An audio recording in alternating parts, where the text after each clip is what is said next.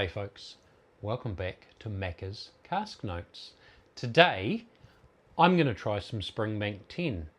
Now I'm going to be honest with you, this is the second time I've recorded this video because for some reason my camera stopped recording halfway through last time, and if you've watched any of my videos, they're all one-shot wonders. I don't do any cuts, I don't do any breaks, so yeah, I'm having to start all over again. So in theory this should be one of my best videos because this is the second time I've done it. As a consequence, I've already got some in my glass.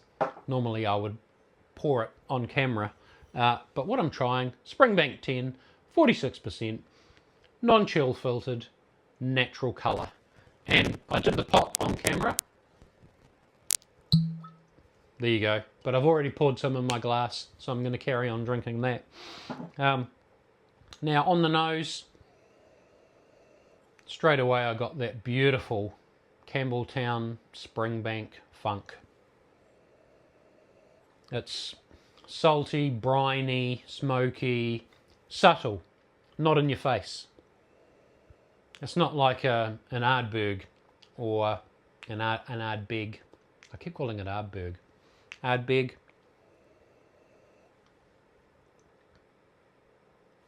Getting a lot of those fruits coming through. I'm getting lighter fruits on this one. It's been in ex-bourbon and ex-sherry casks. And first time through I was getting apricot, and I'm still getting apricot.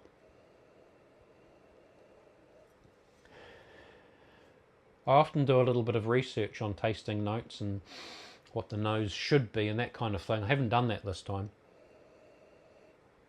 So this is purely my opinion. Yeah, I'm definitely getting apricot through. There's a sweetness there as well. There's like a vanilla caramel sort of thing. I assume that's coming from the ex-bourbon casks. Yeah, wonderful nose. I'm going to go back in. I've already had a wee drum, but I'm going to go back in, slanger.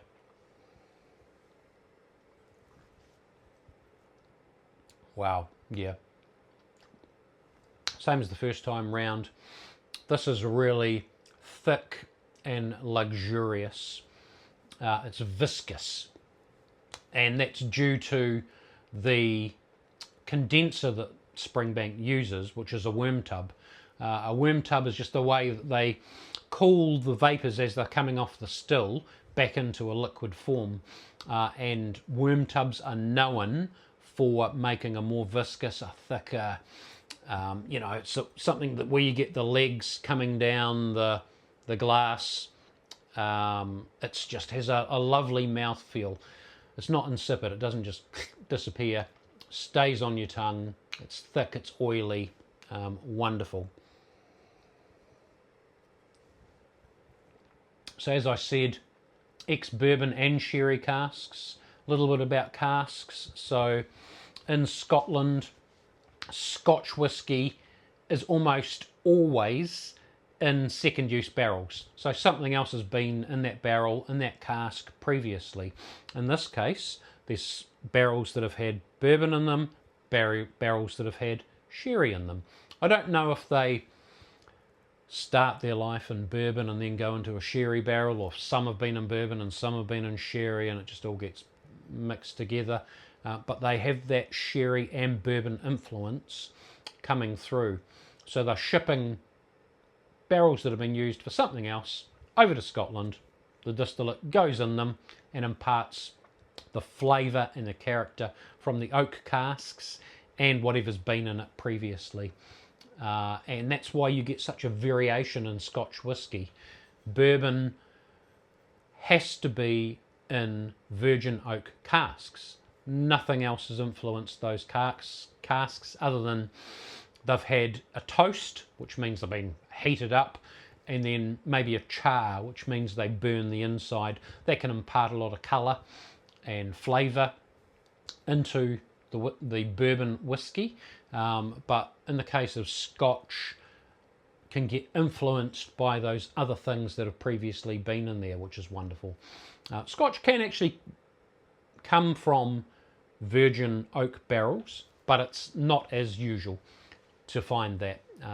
In fact, there's very few. I couldn't even name any off the top of my head, but legally they can. Why would you, if you can have something else in there and impart some of that deliciousness that's come from something else being in the cask? I have to have another wee drum.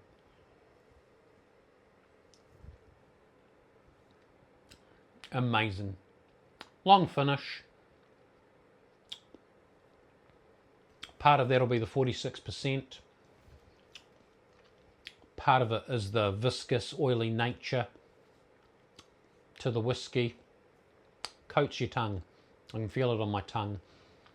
It just keeps going and going.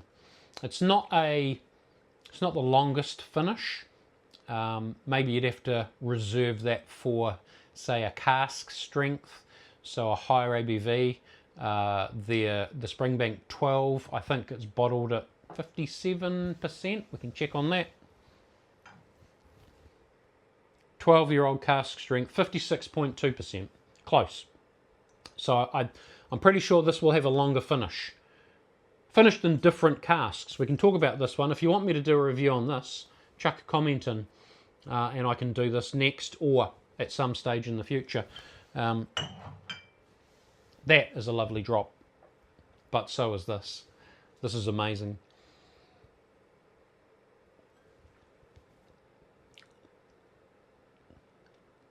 Yeah, really enjoyable. And I'm going to carry on enjoying this off camera. Thank you for watching Maccas Cask Notes. If you want to, give me a like, give me a subscribe. I'd love it if you commented down below what you want me to review next, or what you think about this if you've had it. I forgot to mention, very difficult to get. This is usually by ballot only in New Zealand. There's only very few bottles of it that are released.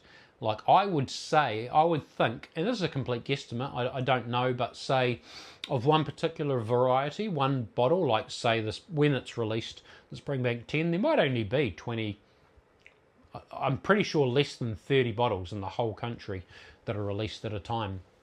So it's quite difficult to get, and like I say, most of the time you throw your name in a hat, in a ballot, and you can maybe get one bottle.